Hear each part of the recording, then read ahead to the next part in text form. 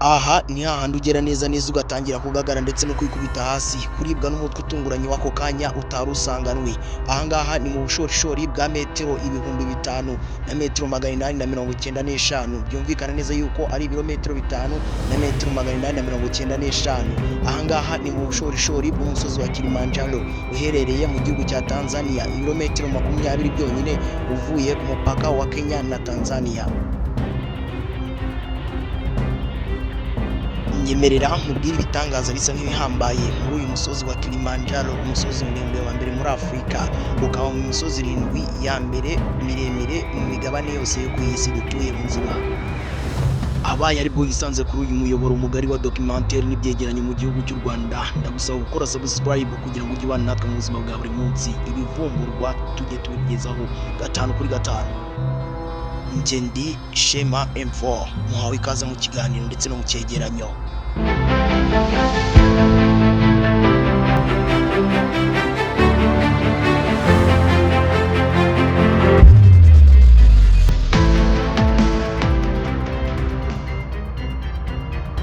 Undi mbere na mbere wakibaza uti uyu musozi wa Kilimanjaro uherereye mu gihugu cya Tanzania. Uyu musozi wa Kilimanjaro uherereye mu karere kitwa Kilimanjaro region. Neza neza ni ibirometero 16 byonyine uvuye mu mujyi uri hafi bita Moshi. Aha hose ni mu majyaruguru ya Tanzania. Ibirometero 20 byonyine uvuye ku mupaka wa Tanzania na Kenya.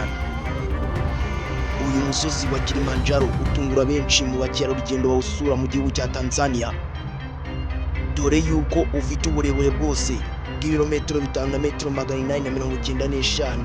Byumvikana neza yuko uhagurutse Nyabugogo werekeje Kamonyi, kuva Nyabugogo ugera kuri Ruriba bwonyine ni ibirometero 4 na metero 300. Urumva haba hakiburaho izindi metero nyinshi cyane kugira ngo wuzuze ibirometero 5.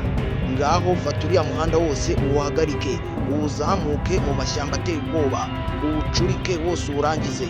Icyo nicyo gitangaza gikurura abanyamahanga benshi baza gusura mu gihugu cya Tanzania. Bundi uyu musozi wa Kilimanjaro ufite ibice bitatu. Igice cya mbere bakita Mawezi, igice cya kabiri nicyo bita Shila, igice cya gatatu nicyo bita Snow. Ni agace kari hejuru ku gasongero k'uyu musozi, cyangwa se uyu musozi wa Kilimanjaro akagera hejuru mu gasongero akabyerekana itangazamakuru. Ndi hano kugira ngo mbigusobanure, ngende Shema M4. Gusa hagati aho ndagira ngo ushimire we tugeranye kuri uyu munota ukiri kumva iki kiganiro, ukaba wakanze ku ibuto ya subscribe, ukaba wakanditse comment y'icyo twaza gukora ubutaha, ukaba wakanze kuri like. Ibyo nibyo ngushimira cyane. Reka dukomeze turebe umuntu wa mbere wageze kuri uyu musozi wa Kilimanjaro. Hari mu mwaka wa ryari.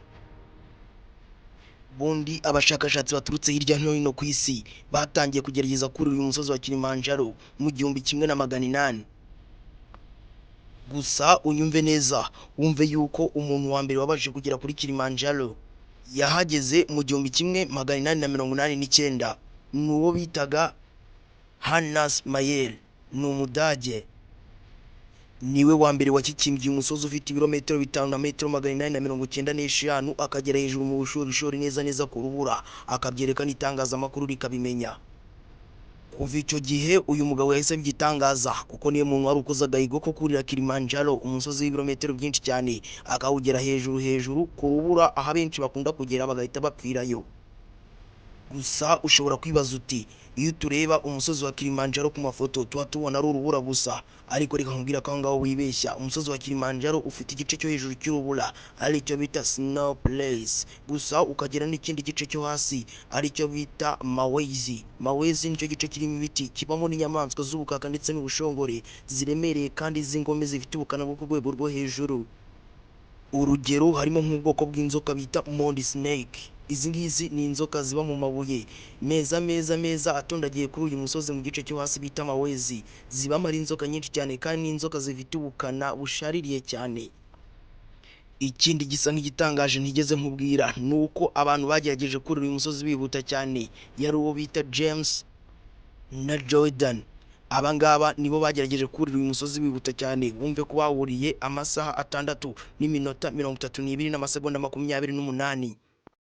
Gusa nabo hari aho bakoreshaga imashini zikurura cyane zikabihutisha iyo bajya kugendesha amaguru, gusa ntago bari kuhagendera iminota yonyine. Dore ikindi gisa nk'igitangaje ushobora kwibaza kuri uyu musozi wa Kilimanjaro. Ushobora kwibaza uti ese hari inzira zaba zigerayo neza neza hejuru ku musozi? Igisubizo ni yego, hari inzira zigerayo. Urugero, inzira ya mbere ikunzwe gukoreshwa cyane niyo bita Lemosho Route. Niyo nzira yonyine yoroshye yo kugira ngo ugere hejuru kuri Kilimanjaro, dore yuko ari n'inzira irimo n'amacumbi mu nzira. Iyo ugeze aho bukwirana uracumbika. Indi nzira yoroshye cyane iherereye ku gihugu cya Kenya. Niyo nzira yindi ishobora kuba iri hafi kandi yoroshye, yorohera abantu bavuye muri Kenya kuzamuka uyu musozi wa Kilimanjaro. Ni inzira bita Rongai. Gusa si ibi byonyine biri ku musozi wa Kilimanjaro, dore ko hariyo n'ibindi byinshi cyane bigiye bitangaje. Ni bunane, nicyo bita mashame. Iki ni igiturage gikorwamo ubucuruzi bwinshi cyane, kubera yuko abakerarugendo hafi ya bose bagiye kwerekeza muri uyu musozi wa Kilimanjaro babanza kunyura muri izi santere. Indi santere ikomeye cyane ni santere bita Lango. Iyi ni santere nayo y'ubucuruzi cyane iri ku ruhande rw'ahagana kuri Kenya. Iyi ni santere nayo y'ubucuruzi iremereye cyane icamo ba mukerarugendo bavuye hirya no hino ku isi bagiye kurira uyu musozi wa Kilimanjaro urangwa n'urubura. Rero ni ibi ngibi nabateguriye kuri uyu munsi wa none. Mumbabarire mumfashe mukande ku ibuto ya subscribe, mukande like, mwandike comment nk'igitekerezo cyanyu cy'ibyo twazakora gutaha. Gusa message ikomeye cyane wakagombye gusoza muri iki kiganiro twagiranye nuko nutekereza kujya gutembera kuri Kilimanjaro ntuzizere ikirere kuko cyagutenguye isaha n'isaha. Uzajyana ibikoresho byose bihagije, cyane cyane iby'amakoti yo kwifubika n'ibindi, kuko habaye imbeho irenze ukwemera. Rero muri iki kiganiro twabanye njyewe na Rishema Info, mukomeze gukanda subscribe. Murakoze naho utaha.